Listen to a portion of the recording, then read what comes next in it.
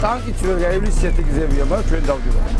იმ დამტროულ გზას ყველა არიძებს გადადის გადმოდის. ეს უკვე ავარიულ სიტუაციას ეწევს, ხო?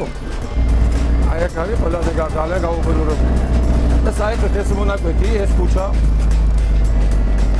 და ჩარგლის ქუჩა არ ინახება. აი ესეთ მდგომარეობაშია ჩარგლის ქუჩა ბოლომდე. აი ხო ხედავთ როგორ არის.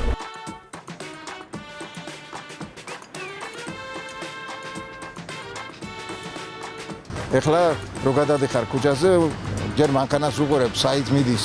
შეიძლება უცებ შენგან წამოვიდეს, მე სხვაგან წავიდეს. იმიტომ რომ იმან თუ არა არის და თავი ორმოს, მაშინ სხვა არის და თუ არიდებ და შეიძლება შენ დაგეჯახოს.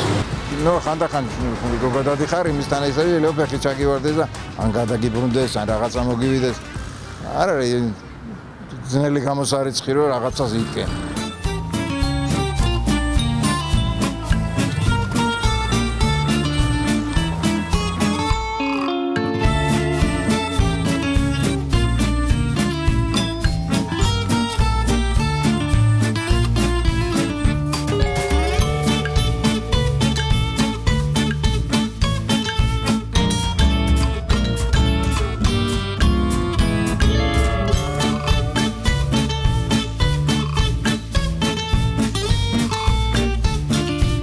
ძირითადად პრობლემა ის არის, რომ გზის საფარი არის ძალიან ცუდი და გაფუჭებულია.